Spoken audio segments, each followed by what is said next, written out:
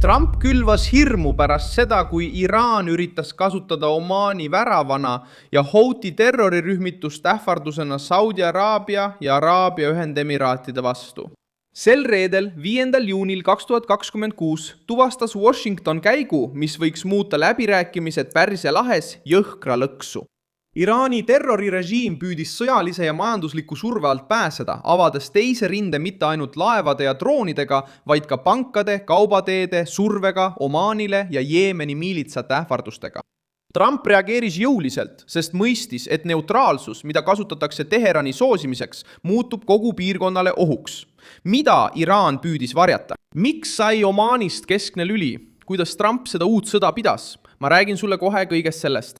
Kui sulle meeldib selline otsekohene ja selge sisu, siis kaalu tellimist, sest siin on iga päev selliseid videoid. Trumpi valitsus seadis Omaani kõrgendatud valmisolekusse pärast seda, kui ilmnesid märgid, et Teheran tahab luua tasusüsteemi laevadele, mis läbivad Hormuzi väina. Iraani idee oli lihtne ja ohtlik. Ameerika Ühendriikide rahandusministeerium on juba sanktsioneerinud niinimetatud Pärsia lahe väinaameti, mida Washington peab revolutsioonilise kaardiväega seotud struktuuriks. Maksude kogumiseks, laevade suunamiseks ja laevade sundimiseks järgima juhiseid lõpuks inimestele ja teenustele. Režiim püüdis luua merel uut reeglit, justkui võiks ta otsustada, kes läbib, kui palju maksab ja millise loa alusel. Trumpi arvates ei ole see diplomaatia.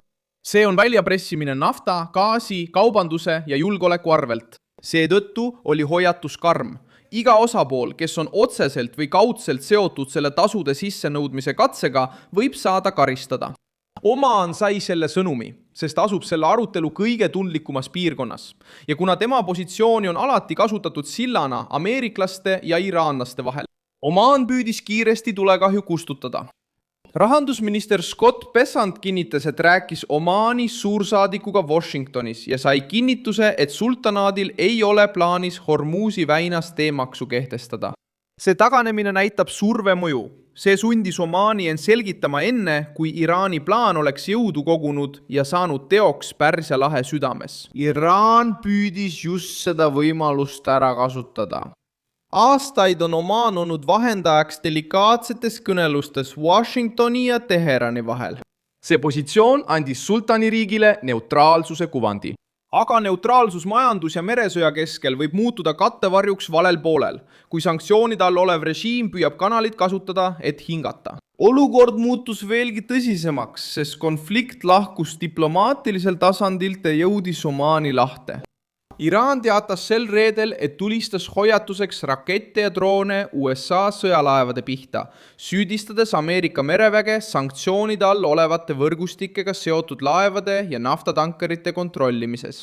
Washington teatas omalt poolt, et pidas India ookeanil kinni liputa ja sanktsioonide all oleva laeva operatsiooni käigus, mille eesmärk oli katkestada Iraani toetavaid ebaseaduslikke võrgustikke. Siin tulevadki mängu hutid. Ohtavada Jemenistui-Riine Saudi Araabia ja Araabia Ühendemiraatide vastu ei paista puhta jõudemonstratsioonina, vaid pigem katsega suurendada sõja hinda. Hutiisid on juba varem kasutatud survevahendina Punases meres laevade vastu ja piirkondliku taristu vastu. Kui neid kasutatakse uuesti suuremas kriisis, võib Saudi Araabia taas silmitsi seista rünnakutega strateegiliste rajatiste vastu ning Araabia Ühendemiraadid võivad sattuda droonide ja rakettide sihtmärgiks. Iraani eesmärk oleks muidugi Teherani surve vähendamine ja hirmu külvamine Pärsia lahe riikidesse. Hutid, keda nimetatakse ka Ansar Allahks, on Jeemeni relvastatud terrorirühmitus, mis on seotud Iraani teljega ning kontrollib pealinna Sanaad ja suuremat osa riigi põhjaosast, kus elab umbes 60–65% Jeemeni elanikkonnast. Nad tõusid jõuliselt esile. 2000 aastatel vallutasid Sanaa 2014. aastal ja kukutasid rahvusvaheliselt tunnustatud valitsuse 2015. aastal, mis tõi kaasa Saudi Araabia ja Araabia Ühendemiraatide juhitud sõjalise sekkumise. Täna tegutsevad nad peamiselt Jeemenis, Punases meres, Aadeni lahes ja Baab-el-Mandebi väina lähedal, mis on maailma kaubanduse jaoks elutähtis meretee. Grupp on juba saatnud droone ja rakette Saudi Araabia, Araabia Ühendemiraatide, Iisraeli ning Punases meres seilevate kaubalaevade pihta. see on põhjustanud mereteede ümbersuunamist, kulude kasvu ja otsest survet ülemaailmsele kaubandusele. Seetõttu, kui Iraan ähvardab hutisid tegutsema panna, on sõnum selge. Teheran ei taha survestada ainult Iisraeli või Ameerika Ühendriike, vaid soovib ka süüdata Pärsia lahe kaubateed ja rünnata Washingtoni strateegilisi liitlasi tagauksest. Donald Trump mõistis selle loogika enne, kui see kinnistus. Iraan tahtis teha 3 sammu korraga. Kasutada Omaani poliitilise kattevarjuna, kasutada Hormuzi tasu sissenõudmise kohana ja kasutada hutisid sõjalise ähvardusena. See kombinatsioon võiks peatada laevad, tõsta hindu, survestada Ameerika liitlasi ja sundida Washingtoni läbirääkimisi pidama väljapressimise all. Trumpi vastus oli tekitada teisel poolel hirmu, hoiatades, et Ameerika Ühendriigid ei aktsepteeri Iraani teetolli ega ühtegi piirkondlikku partnerit, kes aitaks sellele süsteemile normaalsuse ilmet anda. Aga Iraani strateegia paljastab samuti nõrkust.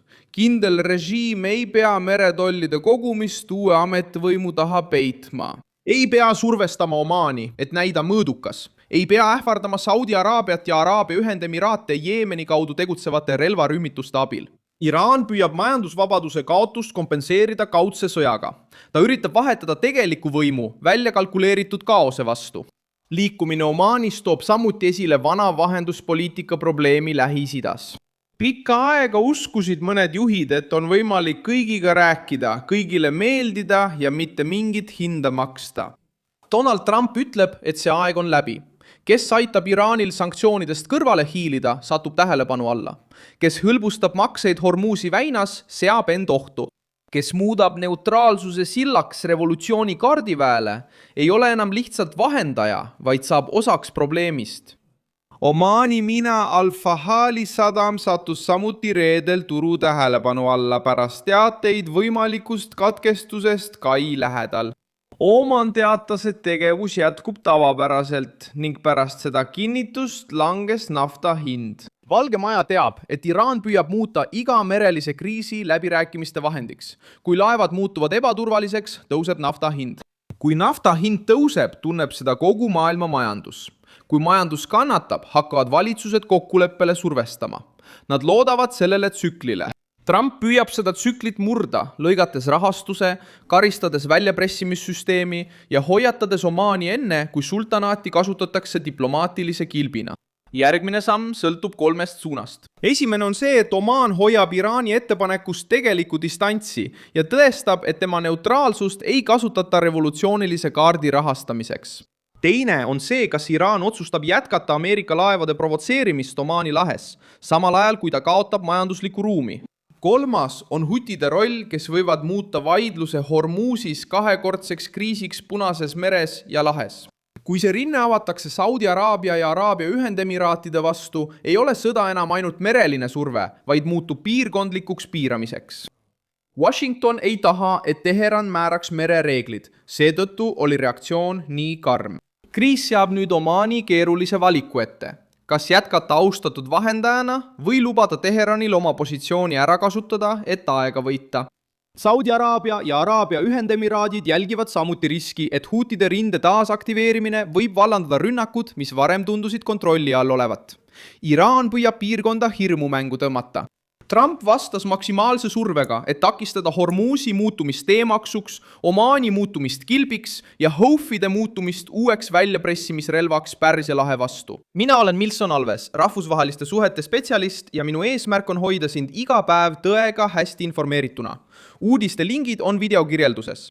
Pane sellele videole like, telli kanal ja vaata lõpus kommentaare, et olla veelgi paremini seotud Milson Alvese kogukonnaga.